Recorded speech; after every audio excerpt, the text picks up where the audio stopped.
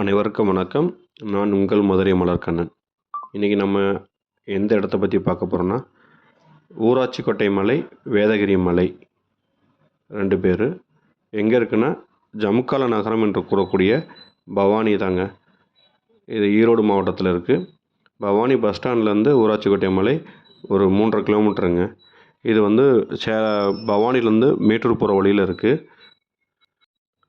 பவானியில் bus ஏறி மேட்டூர் போகிற பாதையில் இருக்கக்கூடிய அந்த இடத்துல கேட்டோம்னா ஊராட்சிக்கோட்டை மலையில் இறக்கி விட்ருவாங்க. அங்கேருந்து ஒரு 500 மீட்டர் நடந்து போனாலே இந்த மலையோட அடிவாரம் வந்துடும். இங்கே மலை மேலே வந்து பார்த்தோன்னா வேதகிரீஸ்வரர், வேதநாராயண பெருமாள் 2 பேரும் பெரிய தெய்வங்கள் இருக்காங்க. அதுபோக வேத முருகர் அண்டு வேத விநாயகர் 2 பேருமே இருக்காங்க. இது சனிக்கிழமை காலையினால உங்களுக்கு இவ்வளவு வாகனங்கள் நிறுத்தியிருக்காங்க. ஸோ மற்ற நாட்களில் அவ்வளோ பெரிய கூட்டம் இருக்காது. அதே மாதிரி விசேஷ நாட்களில் தான் மேலே திறந்துருப்பாங்க. சனிக்கிழமை பெருமாளுக்கு உகந்த நாட்கள் மெயினாக இருப்பாங்க. சமயத்தில் கும்பாபிஷேகம் பண்ணால தாங்க இந்த இடத்துல முன்னாடி வந்து பெரிய செட்டு போட்டு இங்கே ஒரு விநாயகர் பிரதிஷ்டை பண்ணியிருக்காங்க. அதுபோல் ஆஞ்சநேயர் பிரதிஷ்டை பண்ணியிருக்காங்க. முன்னாடி இந்த இடமா அப்படி இல்லை, சாதாரணமாக இருந்தது ஒரு 3 வருஷத்துக்கு முன்னாடியெல்லாம். இந்த கோயிலுக்கு பின்னாடி தாங்க நமக்கு வந்து மலைப்பாதை ஆரம்பிக்கும். நம்ம பின்னாடி பார்க்குறீங்கல்ல, அந்த இடம் தான் மலைப்பாதை ஆரம்பிக்கிற இடம். மலைப்பாதை வந்து எப்படின்னா ஒரு 3/4 மலைக்கு இந்த மாதிரி தாங்க இருக்கும். ஸ்லோப்பாக தான் இருக்கும், சரிவு பாதை தான். கல்லை எடுத்து அப்படியே அடிக்கிருப்பாங்க. வெறுங்காலிலும் நடக்கலாம், இல்லது ஷூ செருப்பு போட்டு நடக்கலாம், ஒன்றும் பிரச்சனை இல்லை. மேலே போய் கழட்டி போட்டுக்கலாம். ஸோ ரெகுலராக மலை ஏறுறவங்க வந்து ட்ரெக்கிங் மாதிரி ஏறிக்கிறலாங்க இந்த மலையில். மேலே கோயில் நல்லாயிருக்கும் பார்க்க. அதே மாதிரி போகிற வழி எல்லாமே நல்லா பசுமையாக இருக்குங்க. இது மழை பெஞ்சனால நல்லா பசுமையாக இருக்குது. கொஞ்சம் செங்குத்தான ஏற்றம் மாதிரி தான் இருக்கும். ஏன்னா மொத்த மலையோட உயரம் வந்து 4000 அடி செங்குத்தான மலை ஏற்றம் தான். இந்த எனக்கு முன்னாடி நடந்துட்டு போயிட்டுருக்கிறது வந்து கோயிலுக்கு சாயம் கூட போல் தன்னோட உடல் எடையை குறைப்பதற்காகவும் அந்த வாக்கிங் சொல்லக்கூடிய நடைப்பயிற்சியை தான் மேற்கொண்டுட்ருக்காரு. அது வந்து இங்கே நிறைய பேர் அன்றைக்கி நான் போன அன்றைக்கி கோயிலுக்கு வந்தவங்கள விட நடைப்பயிற்சி மேற்கொண்டவங்க தான் அதிகமாக இருந்தது. இது இந்த சுற்று வட்டாரத்தில் கொஞ்சம் இதாக இருக்குது போல், நல்ல இடமா இருக்குது. அது போகும்போது நம்ம வந்து இந்த பக்கம் ஒரு பக்கம் காவிரி ஆற்றை பார்த்துட்டே போகலாம், அருமையாக இருக்கும். அந்த ஊராட்சிக்கோட்டையோட தடுப்பு அணையும் அந்த டேம் சொல்லக்கூடிய அணைக்கட்டுமே பார்க்க நல்லாவே தெரியுங்க. ஸோ அமைதியான இடம், நல்ல கோவில்.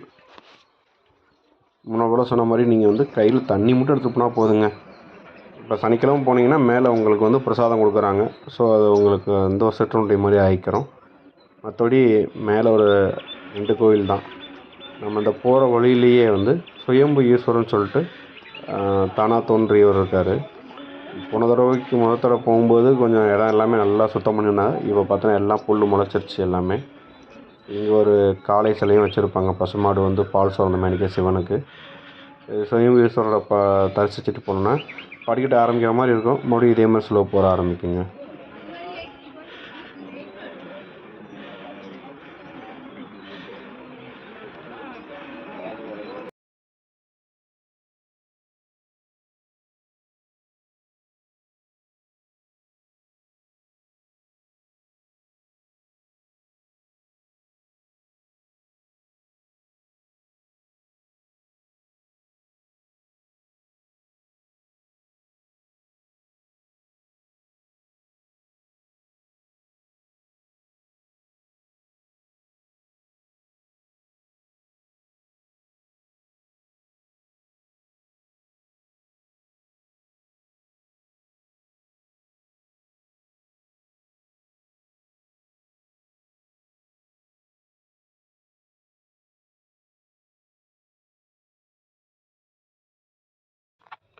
இப்போ நீங்கள் பார்த்துருக்கிறது வந்து பவானி நகரம் ஃபுல்லாகவே தெரியுங்க.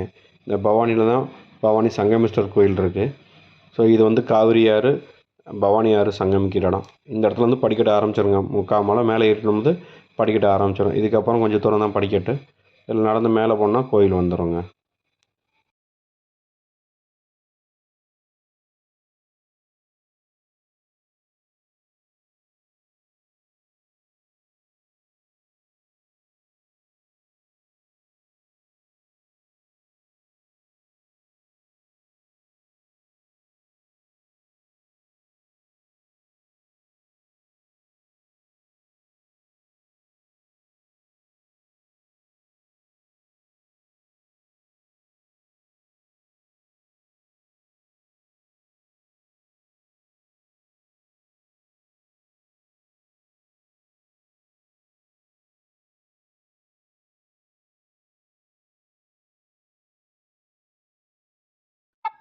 இந்த பாதை வந்து சாமி கும்பிட்டு திரும்பி வர பாதை. அதான் மொத்தத்துக்கு மலையை சுற்றி வர பாதை. இது மலைக்கு மேலே கோயிலுக்கு போகிற பாதை நேராக போனோன்னே.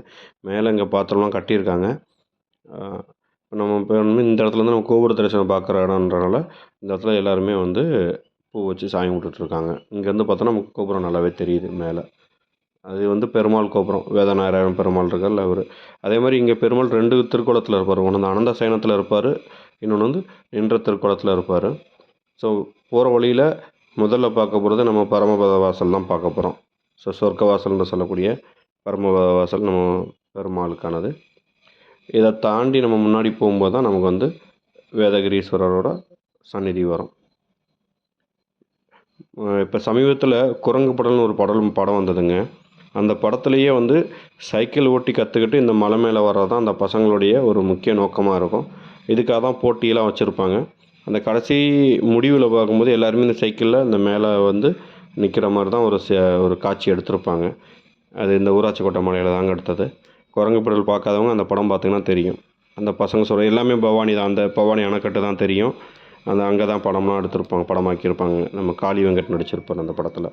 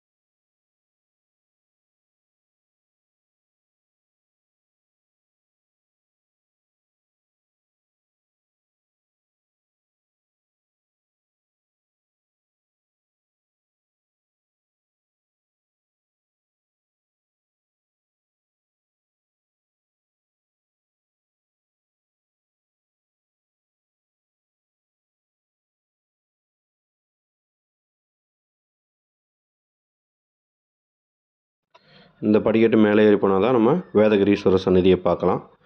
ஸோ வேதகிரீஸ்வரர் சந்நிதி, அதே மாதிரி வேத பாலமுருகன் சந்நிதியும் இருக்குது. நவக்கிரகங்கள் இங்கே இருக்குங்க.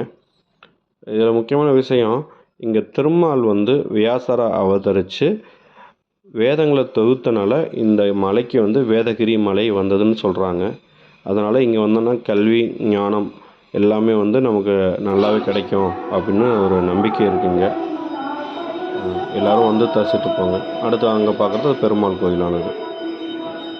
இந்த கோபுரம் வந்து அனந்த பத்மநாபர் கீழே சயன குளத்தில் இருக்கவர்.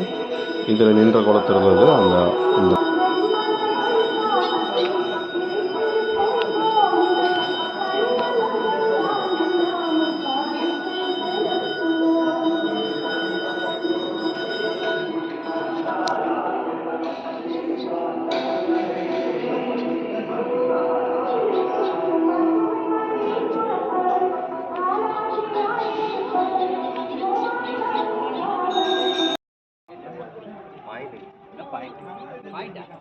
நம்ம சென்டர் தெரியும், இங்க தெரியும்.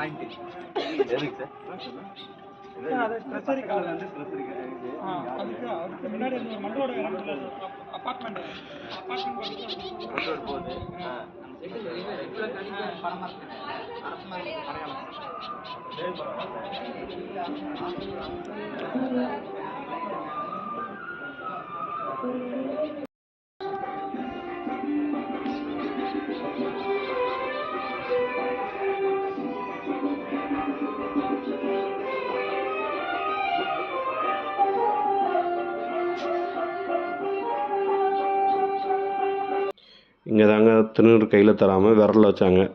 நம்ம வந்து நெற்றில் திலகமிடுறதுக்கு ரொம்ப சுலபமாக இருக்கிறதுக்காக வித்தியாசமாக இருந்ததுங்க. அதுபோல் சனிக்கிழமை ஏறினால அங்கே பெருமாள் கோயிலையும் சிவன் கோயிலையும் சேர்த்து பிரசாதம் கொடுத்தாங்க.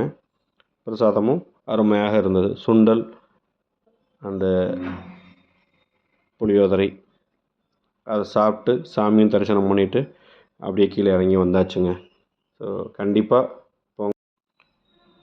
நன்றி மதுரை மலர்கண்ணன். மீண்டும் சந்திப்போம் அடுத்த மலைக்கோவில்.